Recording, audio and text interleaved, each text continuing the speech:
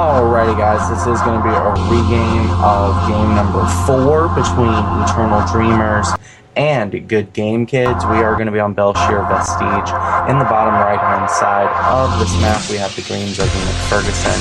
It's Eternal Dreamers Dresden. Here on the top left hand side of the map we have playing for Team Good Game Kids. It's Muramasa. This is a ZVZ. We're basically just looking to see when the pools go down. We did see pretty early pools from the two players last time we tried to make this game. We'll see where they try to go this time.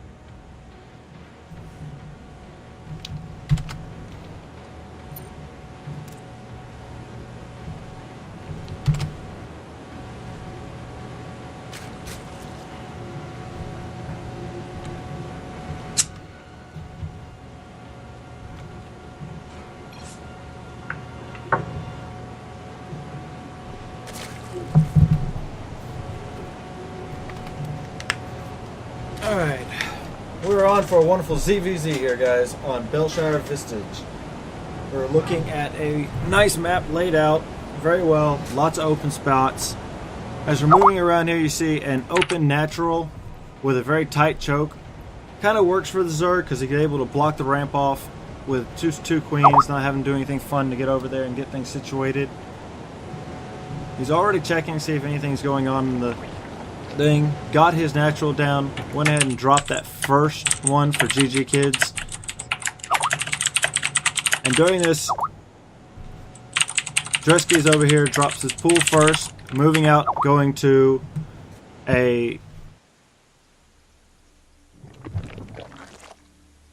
take his natural. Now, we've got both of them have their pools down. Muramasa is just a hair behind here. It's going to work out for him in the long run. Long enough map, there's not going to be a lot of cross traffic here. Scouts come in. He's already seen it. He's got the natural down. Same for Dredsky. And now they're just going to spread the overlords around so they can see if any ongoing traffic goes around and causes any more fun.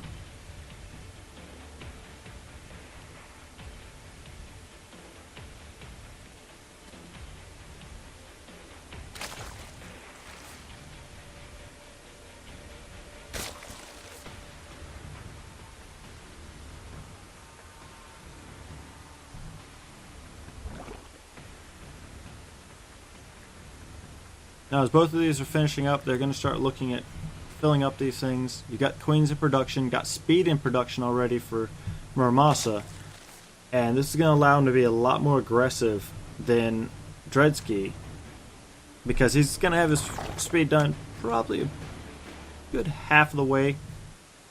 So he's going to get a few more seconds. He might get his lings across map by the time the other lings are there, but during this,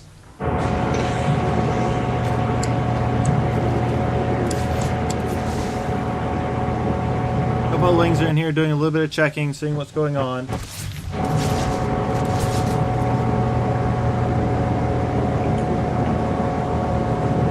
And there goes bangling us from both. We got units in production. Only one unit's been lost for one side. And we've got 25 to 22 on the drones.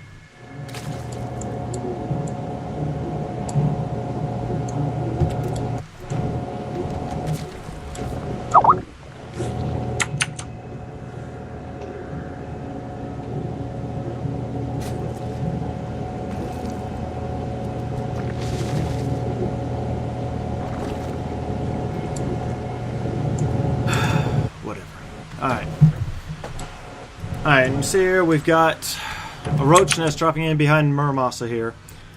He's going to be moving in, getting ready to get some aggression started here probably in short order. He's expecting the banglings, already got the scout on it, knows it's going to be coming, so he's getting the roaches so he can hold off on his own.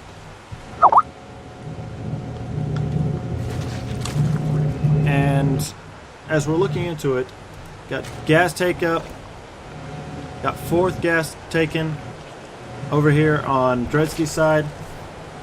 Probably going to see us switch over here to go to Mutilist play. He's already got his layer in route, got banglings on the map, on the ramp to make sure he gets no peekies. But during all this, He's getting a nice scout of what's going on in the background here. So he knows the roaches are there.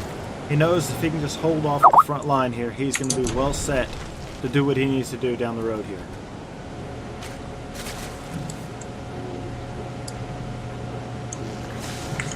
Roaches are pumping out. And right now it looks like Muramassa's going to go ahead and try to push and see if he can get in. But Dresky went in, prepared for all this, and has put down nothing but spines to try to handle this. And with the banglings he's got to back it up, should have no issues really holding this off as long as these finish up before the roaches really get in here. And this should hold them off pretty well. It's kind of one of those where you have to do something now. The Muramasa knows he's got to get in here and actually break this front line of defense. If he doesn't break it, he's going to have a hard time getting in and doing what he needs to do as the game proceeds on. And as these spines are finishing up, he's going to have a hard time pushing through all this. But he's still streaming units over. He wants to try to break this. The problem is those spines just eat those roaches alive. He went in and took a third in hopes that he can hold it out. But with that spire almost over here, he's going to be able to get harassed fairly quickly. The Lings are on map. They're going to go spot this third. They're going to go try to deny it most likely. I think he's just restocking it up and then pushing out. I think what this will come down to is whether or not there's going to be any anti-air here at the third for Muramasa. Now, he's going to have to deal with these Lings, but that should be fairly easy. He's got banglings coming in as well, but he's going to need spore crawlers to protect him from the eventual mutalisks. He's basically read the mutalisks by seeing so many spine crawlers at the front during his Roach Ling timing attack. But the Spire, like you said, is on the way.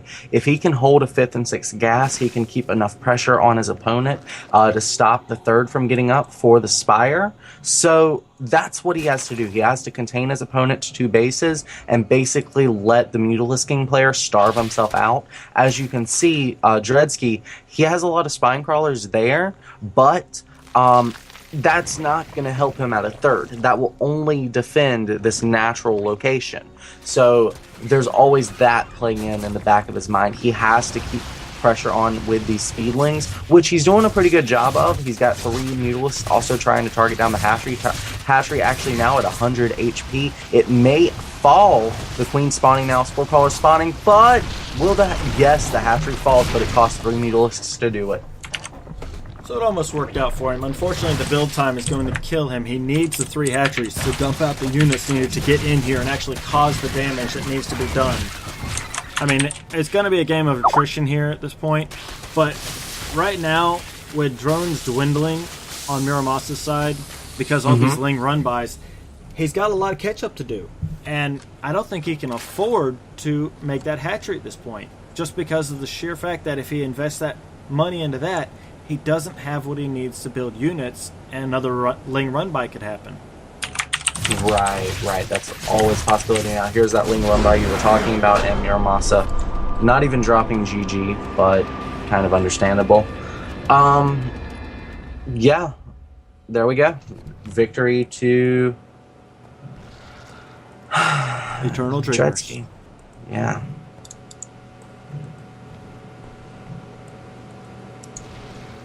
Alright, so in the flood of chats, I've lost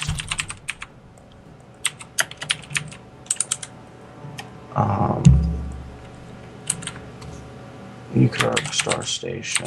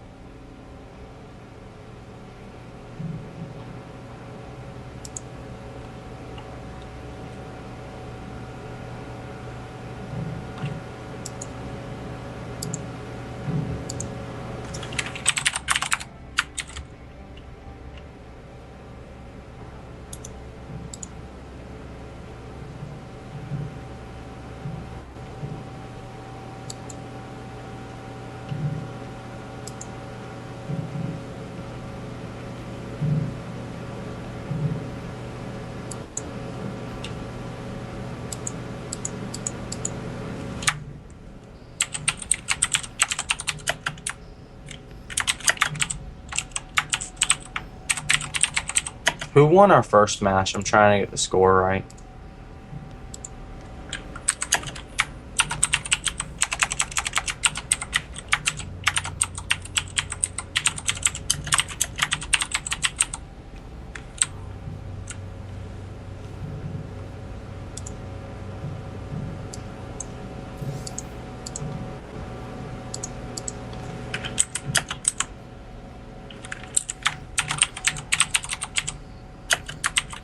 Facts. Protoss.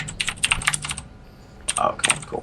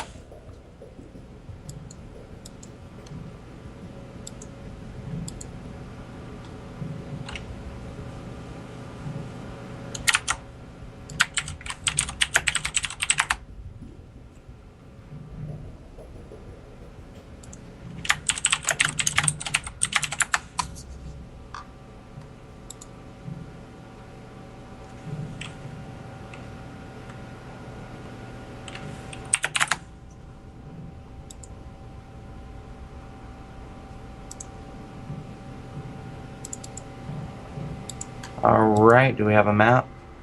Nope. New planet.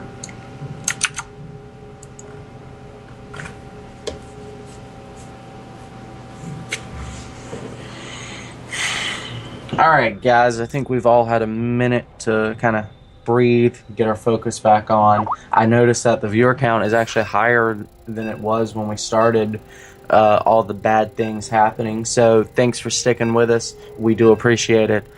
We are going to be going into game number, I believe this is game number 5 now. 1, 2, 3, 4. Yeah, 5.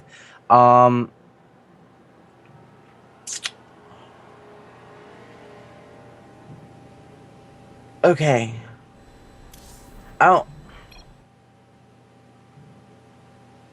I almost feel like with the way things happened in the last Zerg versus Zerg, it would only be fair for them to have like a best of three. But unfortunately, I can't go like making up rules and shit.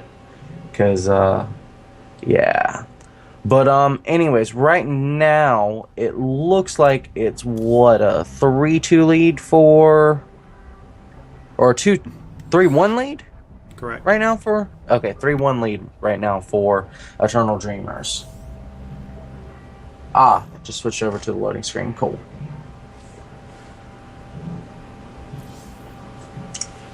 Alright, so this is going to be on Neoplanet S. I'm excited to see what kind of matchup we're going to have here.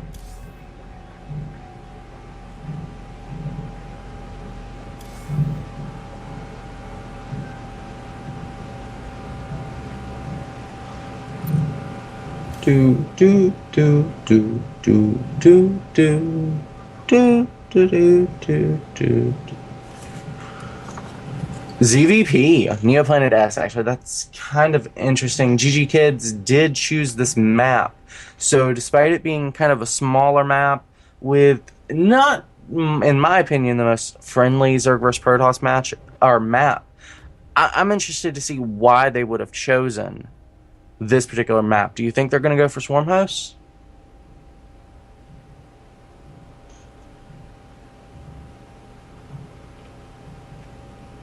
I have this mindset. I like to see what strategies come out with. I always hope for a new one that I've never seen before, too.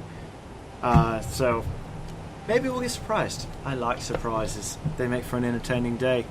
We're going to get it started here. We're going to go ahead and roll out the promo video, and then as soon as it's over, we'll be moving into game, guys.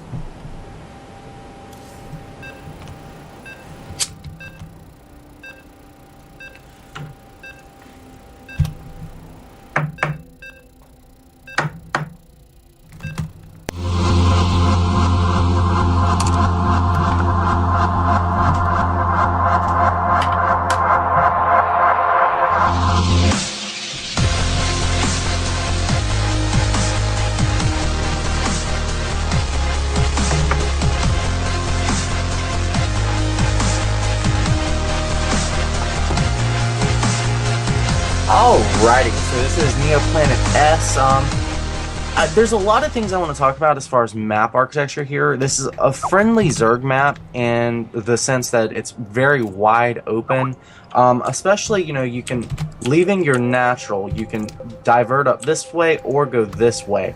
And even if you choose one, you've always got this middle path to, flank around your opponent. You've got a lot of mobility on this map. For that reason, positioning swarm hosts in either of these two locations is epically good, because then you can siege into your opponent's natural, their third, or if they reposition their third to be more aggressive to what's going to be your third, which would be those two locations there, you have a pretty easy siege line.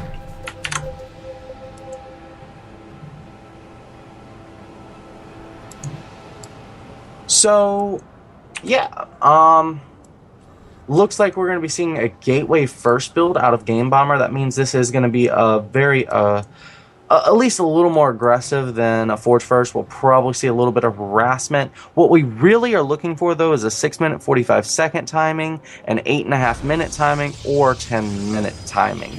Those are 3 timings you really have to look out for when you do scout Gateway first. As soon as he sees that gate first, hopefully, though, he'll go ahead and get a Vesping Geyser, because that is something you're really going to want against this particular build.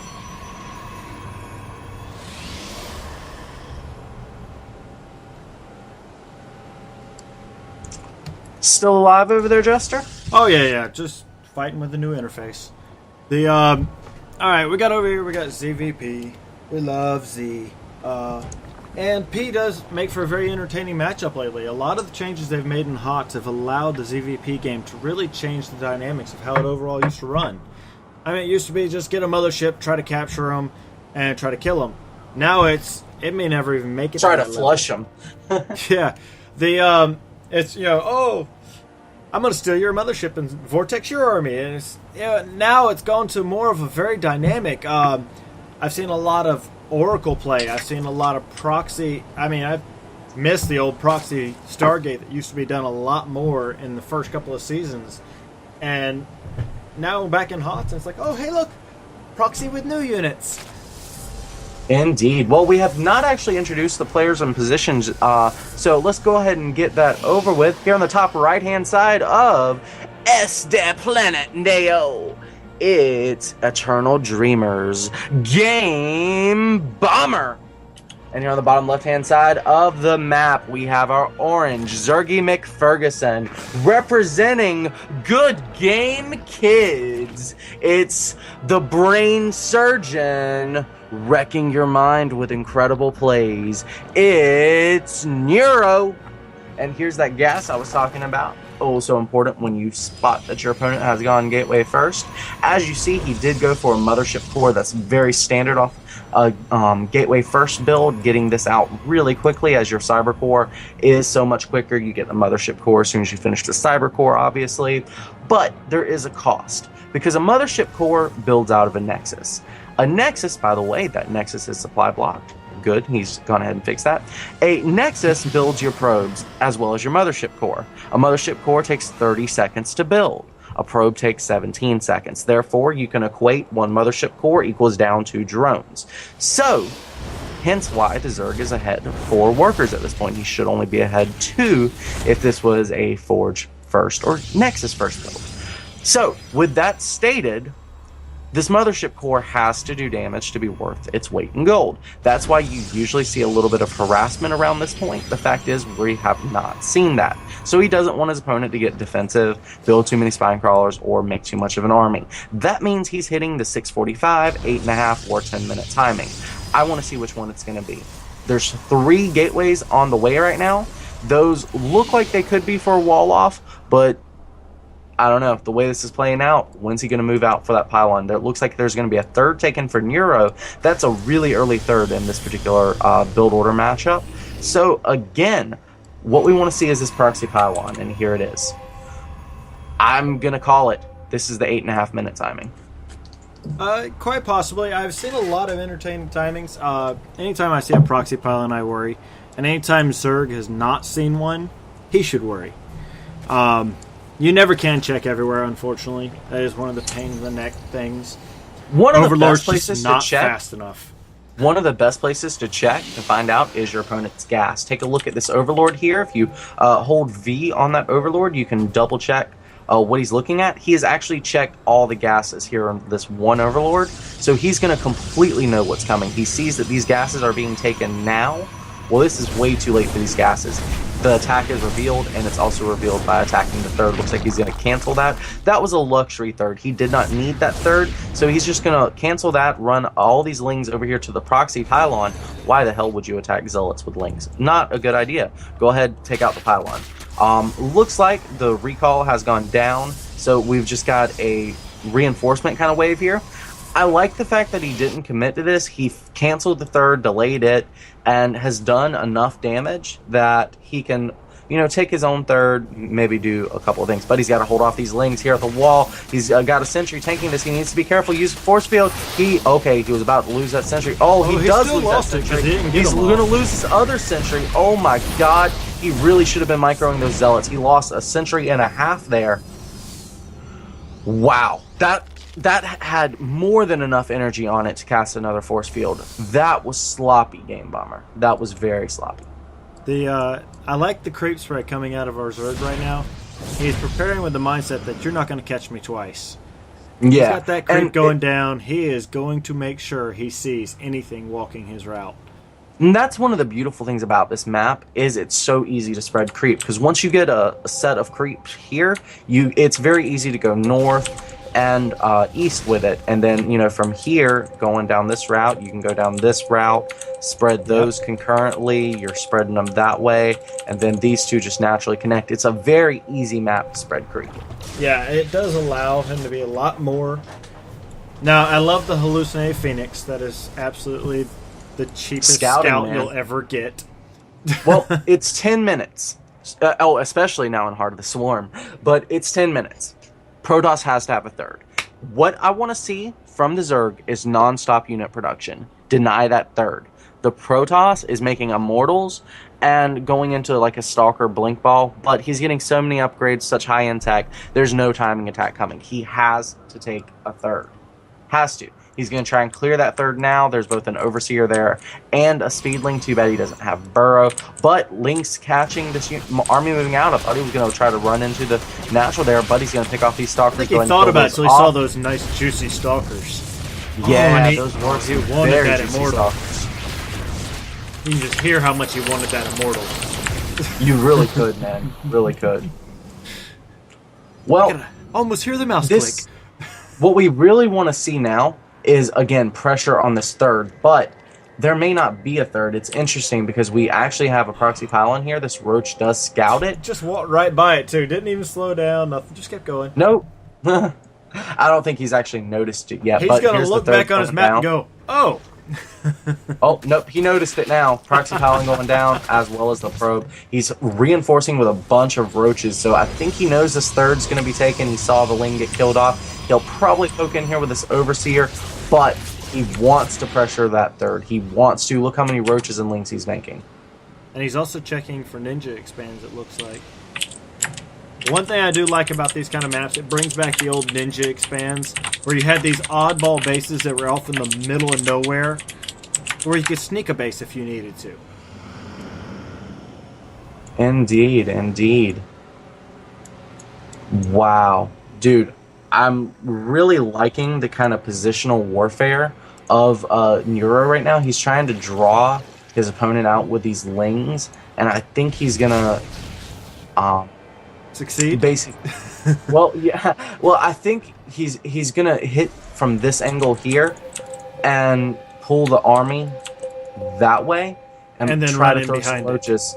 Yeah, but actually now he's sending some more Lings up to the north position. I think he's going with the full mindset that he's either going to get the army or he's going to get the Lings. Oh, and those gateways finish. Wow. They do get down. They get but dropped he's gonna down. run up the other way. But Lynn's coming up the other direction. He's probably going to target down the Nexus there. I would also target down that cannon, though. It's doing a lot of damage. But he's actually targeting down some of these probes as well. But that means he's not going to get any of it. Dude, if he had just focused either the Nexus or something, that would have been a much more really closed successful off when attack. he reached to that. Yeah, well, he should have done it before the army got there. I think that was, again, a little bit sloppy here by our Zergy McFerguson, because if you don't focus one particular item, you're not going to get anything. He got a couple of probe kills there. That was not worth the investments of Lynx. He only killed 5 workers. Yeah. If he had got that Nexus, it would have been crucial, but he was trying to get too fancy. He thought he had enough. Common Zerg problem. Indeed, indeed. Well, here we go. There is double extractors going down here at the 4th base. That tells us he's prepping up for a crazy transition into double upgraded Mutalisks. But we've had some really nice hallucinated Phoenixes this entire game. This is no exception because he scouted those 2 Spires. Well, too bad he didn't scout the 2nd expansion because he just double expanded also. Yeah. Well, he knows that he's got a really big lead here that he's been able to establish off Roach Ling. The problem is there are 4 legitimate, these are not hallucinated Colossi, these are legitimate Colossi. And this Roach Ling army is just going to fall. Like, he's hoping to get the mutas out in time, unfortunately, is what it looks like. And these roaches are in a bad position trying to engage. Maybe do a counterattack. Because he can't hold this. Well, here but the mutas coming in from the backside, taking out the Colossi. Mutas usually do come in from the backside, don't they? Oh, but the hallucinating Colossi to help make it even harder for him to take them out. Yeah, if he focus fires the wrong one, he's going to lose units for nothing but energy. But most of those roaches fall down. I think that just cost the Zerg a lot right there. He's going in for a counterattack right now. There's nothing really to stop these mutas from going to town.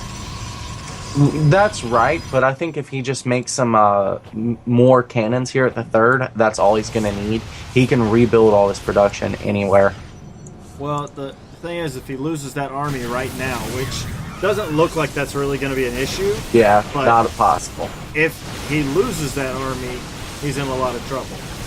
Well, this is going to go down to a base race scenario, so there's not going to be a straight-up engagement against this Protoss army anytime in the future of this game. What's going to happen is he's just going to base race. So you want cannons to protect your third base from the Mutalisks. The Mutalisks, in fact, not really much of an option anymore. No. The only thing that's really saving the Zerg is he has that Ninja Expand. It's saturated. And right now, the Protoss really doesn't realize that. So the Zerg's really getting in there, doing what he can, trying to take out what he can. He still didn't get that Mothership core. He thought he had it for a second there. And he's just trying to build up something. But that well looks played, like it. GG. And that's our GG. Yeah, I think that's going to make it, what, 4-1 ETND? It sure does. Wow, Eternal Dreamers taking a victory here. Definitely continuing their undefeated streak. Good Game Kids fielded a lot of good players there, a lot of talent, but ultimately not quite able to take the victory. Yeah, a lot of good, interesting builds coming out of both teams, and a lot to see. Just to kind of for the next guy to see when he's watching the things, going, "Oh, hey, what do I got to go up against next week?"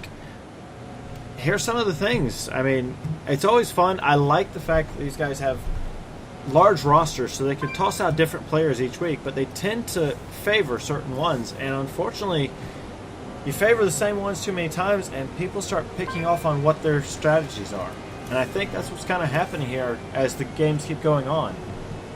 Yeah, that's always possible because the more videos and stuff there are of a player out there, the more replays there are, the easier it is to study. It's like having 5 books on alchemy or 1 book on alchemy. You know, 5 different perspectives or 1 different perspective.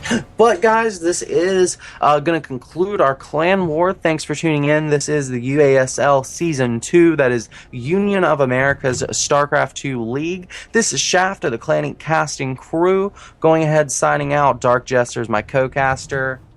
Have a great night, guys. And as always, thanks for being awesome.